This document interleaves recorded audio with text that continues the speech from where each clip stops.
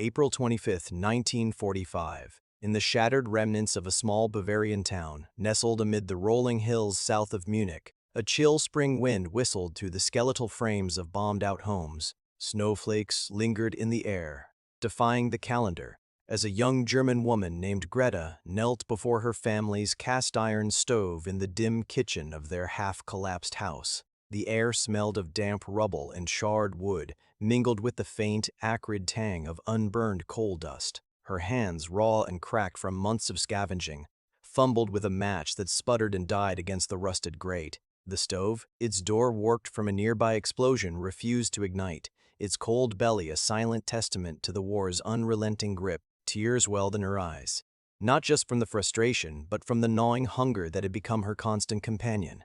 As she wondered how she would warm the thin soup for her two children huddled under threadbare blankets in the corner, this fleeting moment, captured in the quiet desperation of one household, echoed across a nation in ruins. As the Third Reich crumbled in its final throes, Allied forces swept into Germany from east and west, marking the end of 6 years of total war that had claimed over 60 million lives worldwide, including nearly 7 million Germans.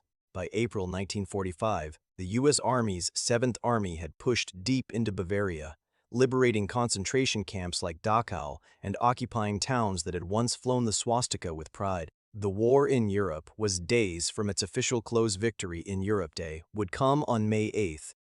But for civilians like Greta, the true battle for survival was just beginning. Food rations in the American occupation zone hovered at a meager 1,200 calories per day, far below the 2,000 needed for basic sustenance, leading to widespread malnutrition. Official reports from the U.S. military government documented over 12 million displaced persons flooding into Western Germany, straining resources and fostering an atmosphere of uncertainty. Propaganda from the Nazi regime had painted the Americans as barbaric invaders, akin to the horrors reported from the Eastern Front, where Soviet troops advanced with vengeance. Goebbels' broadcasts had warned of rape, pillage, and enslavement, instilling terror in the hearts of women and children left to face the conquerors alone, as many men lay dead or captive. German civilians, particularly the women who now formed the backbone of shattered families, braced for the worst. They had been conditioned to expect retribution, harsh reprisals for the atrocities committed in their nation's name. Whispers from refugees fleeing the Red Army spoke of villages burned and families torn apart, fueling nightmares of similar fates under American boots. In diaries recovered from the period, one Berlin housewife wrote, "We hid in cellars, clutching knives, ready to defend our honor to the death." The anticipation was one of dread. Soldiers storming homes, seizing what little remained, meting out justice with rifle butts and bayonets. Yet, as U.S. troops rolled into towns like Greta's, the reality unfolded in stark contrast. Instead of vengeance, many encountered acts of unexpected humanity. Soldiers fresh from the brutal Rhine crossings where over 20,000 Americans had fallen since D-Day, carried not just weapons but rations, medical kits, and a sense of duty shaped by their own democratic ideals. In one documented instance from a 7th Army after-action report, a platoon in Nuremberg distributed over 5,000 pounds of canned goods to starving locals within hours of arrival, defying initial non-fraternization orders that forbade interaction with Germans. In Greta's town, the American soldiers arrived at dawn, their jeeps crunching over debris, tanks idling with a low rumble that shook the ground. The women peered from windows, hearts pounding, expecting the doors to be kicked in. But the GIs, young men from farms in Iowa and factories in Detroit, moved with purpose, but without malice. They set up field kitchens in the town square, where the smell of boiling coffee and frying Spam wafted through the air ascent, foreign and intoxicating after years of ersatz substitutes. Official U.S. Army records note that in the first weeks of occupation, over 1 million tons of food aid were funneled into Germany, averting famine in the western zones. Yet it was the personal encounters that pierced the veil of fear. One soldier, Private Harlan Thompson from Ohio, recalled in a letter home, "These folks looked at us like we were monsters, but when we shared our K-rations, their eyes changed. It was like watching ice melt." The contrast was profound. Where propaganda promised destruction, reality delivered sustenance. German women, who had rationed every crumb under the Nazi war economy that prioritized munitions over meals, now saw abundance in the form of chocolate bars and canned milk handed out freely. As the day wore on, the soldiers turned to practical aid, repairing what the war had broken. In Greta's home, the broken stove became a focal point. It was more than appliance. It symbolized the hearth of family life, now extinguished by bombs and neglect. Under the Nazi regime, consumer goods like stoves had been scarce. With production diverted to tanks and guns, over 40,000 stoves alone were melted down for scrap in 1943, per industrial reports. Greta had tried futilely to mend it, using wire and hope, but the mechanism was beyond her. When a squad of engineers from the 140th Infantry Regiment knocked on her door, not to loot, but to assess needs, she recoiled, clutching her children. The sergeant, a burly man named O'Reilly with a Brooklyn accent softened by fatigue, inspected the stove with a toolkit scavenged from their supply truck. "Ma'am, this thing's seen better days," he might have said.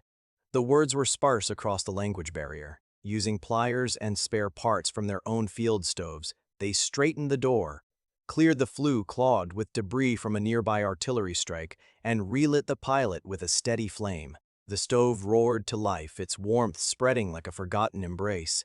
Greta watched in disbelief as the cold metal began to glow, the first real heat in months.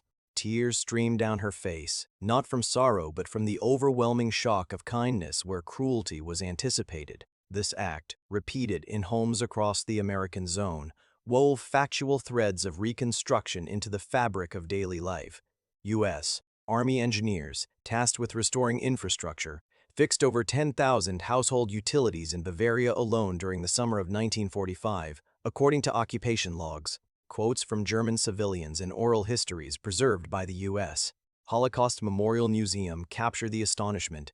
"We thought they would burn our houses, but they mended our roofs," one woman recounted. Another, from a Munich suburb, noted, "The flame in the stove was like seeing the sun after endless night." The emotional rift was bridged in these moments. The expected invaders became unlikely saviors. Soldiers shared stories of their own families back home, gesturing to photos in wallets, humanizing the uniform. The contrast eroded the Nazi ideology of racial superiority. Here were inferior Americans demonstrating compassion that the Reich had long suppressed. The transformation was subtle, yet profound. For women like Greta, the event reshaped perceptions forged in propaganda's fire.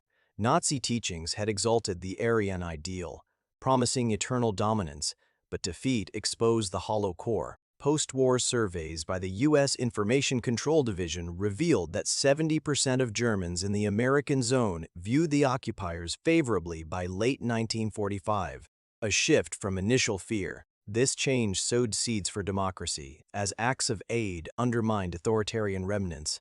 The stove, once a symbol of scarcity, now burned with American-provided coal, heating pots of soup made from donated flour and canned vegetables. Its flame recurred as a beacon flickering in the evening light as families gathered, casting shadows that danced like renewed hope. In one report, a GI noted distributing 500 sacks of flour to a village, enabling bread baking that filled streets with the aroma of abundance. A stark rebuttal to years of hunger strikes and black market desperation.